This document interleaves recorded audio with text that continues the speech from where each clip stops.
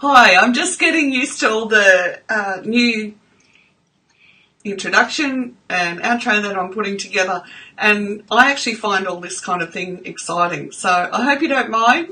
A bit of an experiment at the moment. Welcome, my name is Linda. I'm the leader of Gen Life Tribe, and together we do things in our daily life that changes the future for those who come after us. Just in our day-to-day life, there's always something that we can adapt, overcome, modify, grow, learn.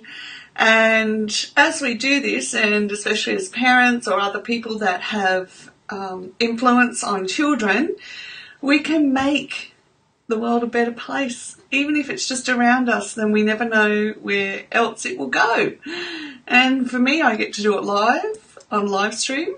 And so today I want to take you through some keys for enduring relationships. Now, enduring relationships are not just marriage or partnership, it's family, it's friends, it's work colleagues, and so much more.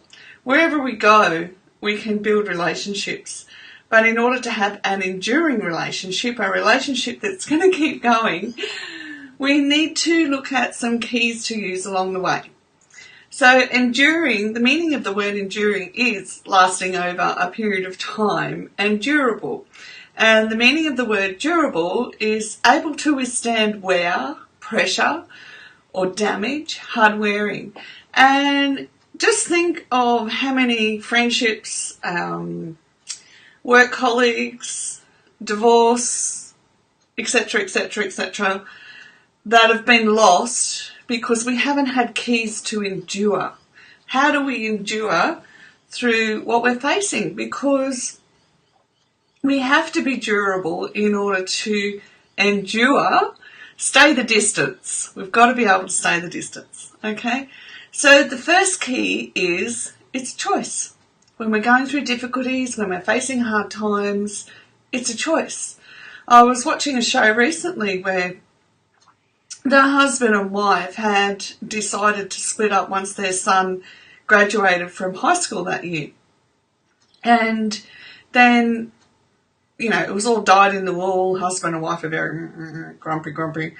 And then their son was killed. And it brought them together. They made a choice for it to bring them together, not drive them apart. So there has to be a conscious choice that we're going to work through it together. Okay? We need to examine our own hearts first.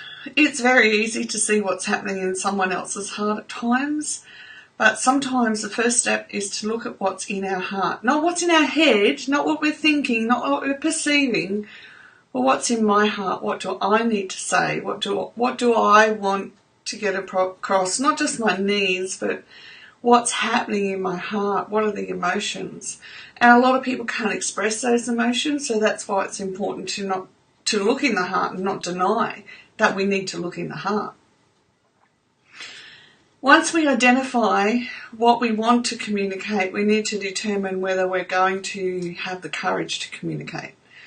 Identifying what we want to communicate is just the first part.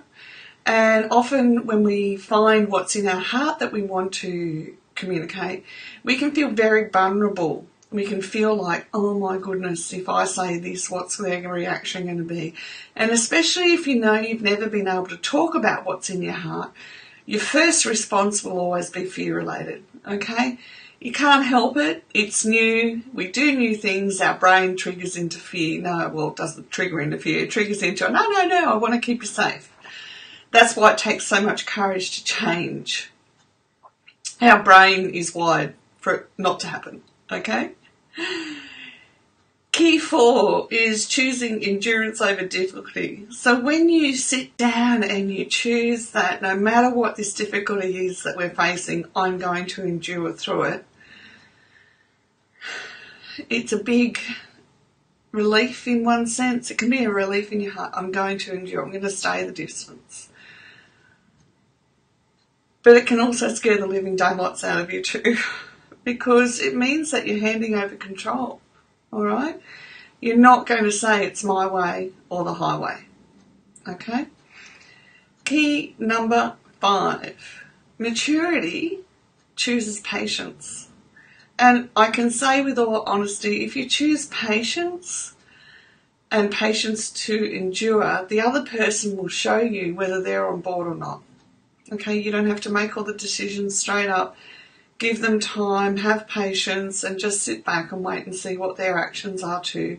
But, have someone that you can talk to, and have supportive people around you who aren't necessarily going to say, oh yeah, it's their fault. You don't want any of that rubbish. You want somebody who can help you identify what's happening for you. So seek professional help if your friends aren't at that space at this point in time. Oh, and on this side note, don't ever stay if you're being physically, psychologically, emotionally, financially, sexually abused. Get out, okay?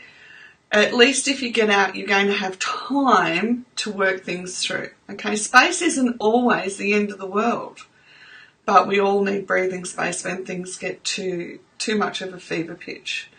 And I can honestly say that if you're with a healthy church, and there is a difference, you will find support for both of you in that church, okay? Not one, not the other, not none.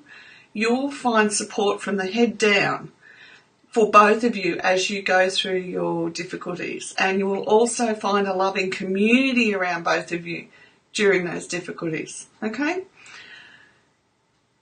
Patience gives way to love and peace. Have you ever walked into somebody's house and it's just peaceful?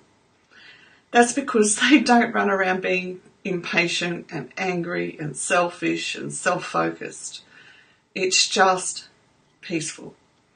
And that's what patience, remember how we talked in the other video about patience?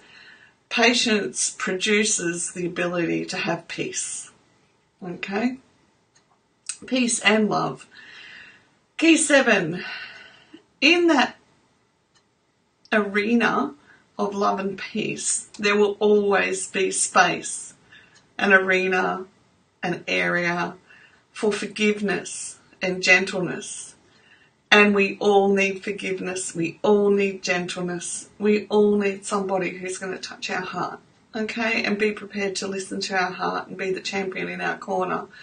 And we can have that in many, many different ways. It's not just about having a relationship, okay? One-on-one intimate relationship. We can find those champions amongst our best friends. You might belong to a sporting group where altogether you're each other's best friend, okay? And there can be gentleness and forgiveness. And yes, in the arena of men, there are gentle men, okay? Men who are soft.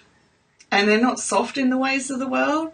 They're just able to be okay with how they feel and what their emotions are and where their heart is at. They may not always be able to express it, but they are most definitely okay with how they are emotionally. Okay, I hope this has helped you along the way into giving you some keys to have enduring relationships. Thank you for watching, and I will be back tomorrow at 12 p.m. midday Australian time, and that's 9 p.m. CDT. And please care for those around you who may not be able to get access to this information.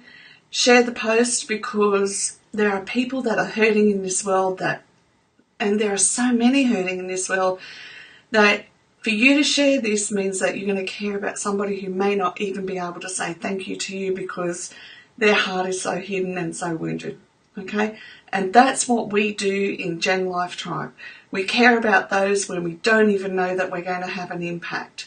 We care about being kind, and we care about the generations that are coming after us, that they will not have to know the life that we have known.